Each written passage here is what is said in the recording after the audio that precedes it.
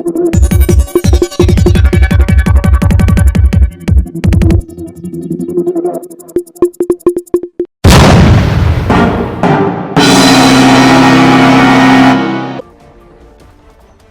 नाशिक, सुंदर नाशिक, प्रदूषण मुक्त नाशिक संकल्पनेतून नाशिकमध्ये मीडिया मंत्रा नाशिक तर्फे नाशिक महानगरपालिका आणि ब्रेन ट्रेन एज्युकेशन अकादमीच्या सहकार्याने एक महत्त्वपूर्ण वृक्षारोपण मोहिमेची सुरुवात करण्यात आली आहे।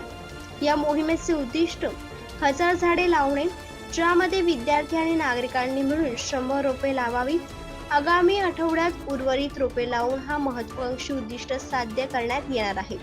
लव अग्रवाल यांनी सांगितले। या उपक्रमाचे विशेष आकर्षण म्हणजे नाशिक महानगरपालिकेच्या स्थायी समितीचे माजी सभापती गणेश बबनराव गीते यांच्या अतिशय मोलाच्या मार्गदर्शनामुळे आणि पाठिंब्यामुळे ही मोहीम शक्य झाली आहे। त्यांच्याच मार्गदर्शनामुळे आज नाशिक शहरातील विद्यार्थ्यांना आणि नागरिकांना पर्यावरण प्रेमी बनण्याची प्रेरणा मिळाली आहे। यावेळी महत्त्वाचे पाहुणे म्हणून म्हसरूळ पोलीस ठाण्याचे पोलीस निरीक्षक अतुल डहाके उपस्थित होते।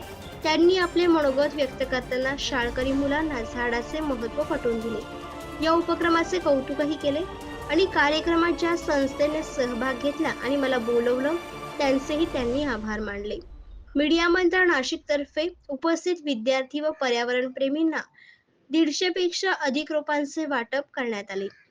या मोहिमेचे उद्दिष्ट फक्त झाडे लावणे नाही, तर त्यांना वाढवून नाशिकचे पर्यटन समृद्ध करणे हे देखील आहे। आता पुढील आठवड्यात 1000 झाडे लावण्याचे उद्दिष्ट पूर्ण करून नाशिकला हिरवाईने नटवण्याचा संकल्प यशस्वीरित्या पूर्ण करण्यासाठी सर्वजण एकत्र येणार आहेत। स्टार लक्ष मराठी न्यूज साठी रफिक सय्यद। या विचाराने जेव्हा पोहोचलो तेव्हा दोन पॉझिटिव्ह किंवा चांगले व्यक्तिमत्व आणि माझे विद्यार्थी मित्र आज माझी सुट्टी होती, पण लवनी मला सांगितलं की सकाळी आपल्याला वृक्षारोपण करायचं आहे। तुम्ही म्हटलं चांगल्या कामासाठी मी कधी तयार आहे, म्हणजे तुम्ही मला 24 तासात कधी कुठल्याही चांगल्या कामासाठी कधी फोन करा, मी कधी तत्पर असतो। आणि वृक्षारोपण हा तर माझा आवडता विषय आहे। म्हणजे माझं स्वतःचं एज्युकेशन BSc ॲग्री आहे।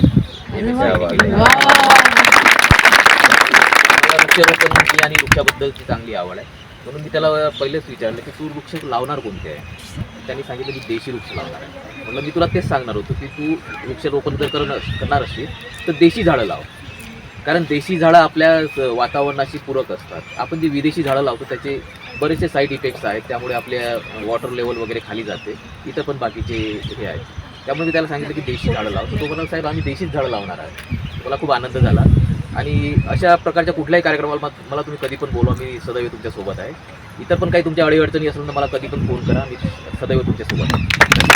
आणि इथे जमलेले सर्व माझे मित्रमैत्रिणी आणि आपल्या ब्रेन ट्रेनच्या सर्व भगिनी यांना नमस्ते। सर्वात पहिले सरांनी मला जेव्हा माझा नारी शक्तीचा पुरस्कार ब्रेन ट्रेनकडून झालेला आहे त्याबद्दल सरांचे खूप आभार। आणि अजून मला चांगलं काम करण्याची संधी पण त्यामुळं मिळाली, करतेच आहे आणि करतच राहील। तर एवढंच सांगू इच्छिते सर्वांना की खूप झाडं लावण्याच्या मागे जाण्यापेक्षा आहे ना, एकच झाड लावा आणि ते जगवा।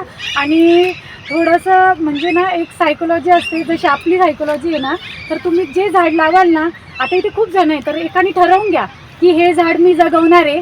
ॲटलीस्ट आता बरेच जण दिसते मला तर 200च्या वर वाटतं असेल, 150-200 लोक।